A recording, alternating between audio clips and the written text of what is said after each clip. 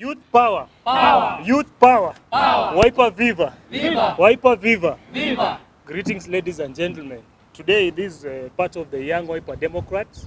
We have had a strategic meeting discussing on how the youth are supposed to be included in the political matters. And with me here is a team of young men and women who are focused on to liberate this country in terms of economic, in terms of policies, especially strategic policies to favor the young people, because we can't be discussing matters of the country and keeping on reminding each and every individual, each and every Kenyan that the youth comprise of the 70% of this population of the Kenya as a country.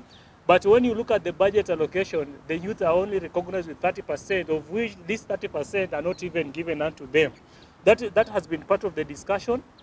And going forward, we are going to come up with that policy, and we ask that as the political party or as a Wiper political party goes ahead to implement it, we also ask the government of Kenya that it should relook and have a clue of what we have discussed here as the young people, because these are just part of the Young Wiper Democrats strategic team members, that whatever we have discussed here should also be absorbed by the government, so that we vindicate and we salvage and we save the nation by saving the youth. Number two, the thing that we have discussed is we have talked about the IBC. Now that the selection panel is in place, we're asking it that it should be fair, free. It should also focus on the gender parity. We look at those inclusion, so that we don't have to have a commission that will end up messing the country. So we are looking forward to a commission whereby each and every Kenyan, be it the majority or the minority, will feel included and their voice are heard on the ballot. We want their voice to be reflected on the ballot, so that because when now this IBC will be giving results based on what will happen in 2027, let each and every Kenyan be contented with those results. Number two, we cannot be talking about the IBC and yet we don't have the stakeholders on the table. And the best or the majority of the stakeholders are the young people. We feel like the young people are receiving a lot of barriers, a lot of hindrance in terms of taking part in this place.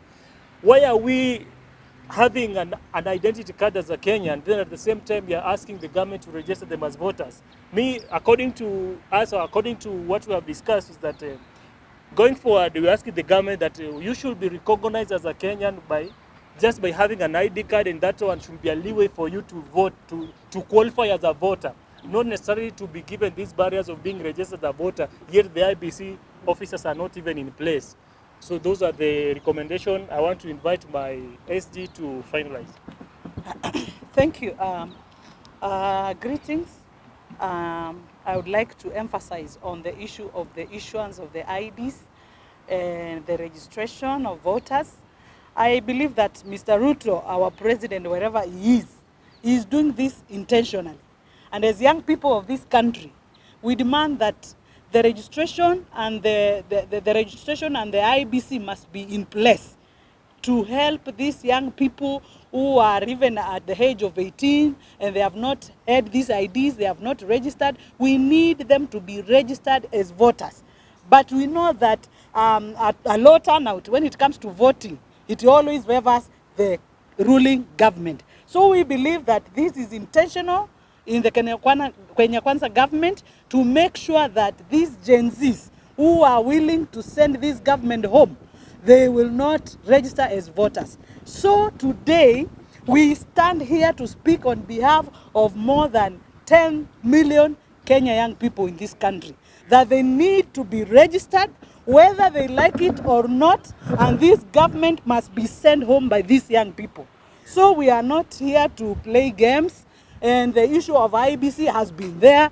The opposition has been calling the government to put in place the IBC. But we have seen the dilly-dallings, and we know that all this is intentional, and we are not going to sit down and watch that. If the government will not put IBC in place, we are going to hit the streets. We know that the only language the government understands is the streets. And we are ready to demonstrate and show that this government is working every day and night to make sure that young people of this country will not vote it out. But we will not allow that. That will be our song from today, henceforth, we must be heard in 2027. The young people and the Gen Zs of this country must elect their next president. And definitely that president will be no other than Stephen Kalonzo Musyoka. Come on, Annie. Stephen Kalonzo Musyoka. He is the only leader who is clean to lead this country. We all know that when he was in power with Kibaki, the things we are seeing now, the superhighway and the free education, it was there because of Kalonzo and His Excellency Mwai Kibaki the late. So we need a person, a leader who is going to take over from where the President Kibaki left. And that leader is Stephen Kalonzo Musyoka. So as we stand here, we urge our fellow young people across the country to welcome to our party, which is Wiper Democratic Movement Party. Your ideas and ideals will be heard in this party, and we are going to form the next government with you. Being with us, today we are discussing about inclusivity. You are going to be included in the next government. Thank you so much, and God bless you.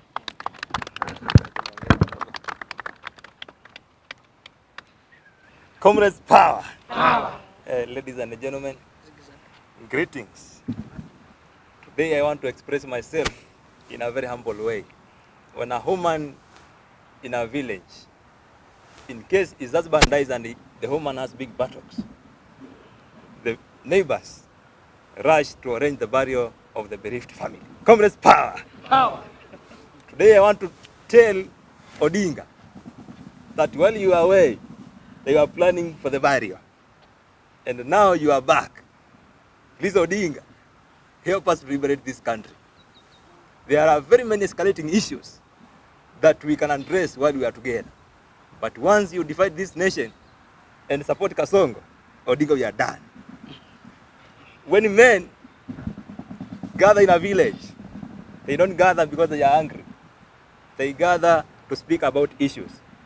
If they were hungry, everybody could and can afford food in his own family. And therefore, I want to call each and every Kenyan to join us in this journey to fight for our rights. Thank you so much.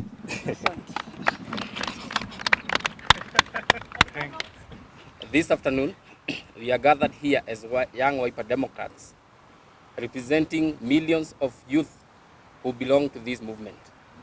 We are concerned about the IEBC recruitment process, which we are asking that it be fast-tracked in a manner that is very transparent and that in a manner that is quite accountable and very fair. We are also asking that the President and his government allocates budget sufficiently. We all know that we had an election last time that was underfunded, an issue that affected efficiency of IEBC in delivery of 2022 elections.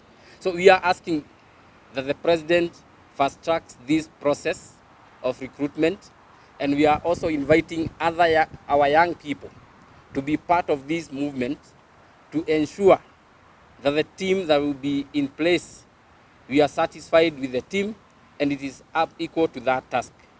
We are also asking and pushing the government to consider resuming continuous voter registration.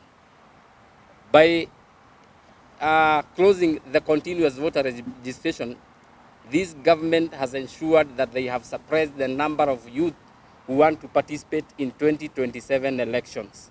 So we are asking, even as the secretariat is in place, because currently it is in place, they be allowed to proceed with the continuous voter registration so that the young people, the Gen Z, are onboarded on the voting track, because currently they are locked out and they cannot be onboarded on the voting register.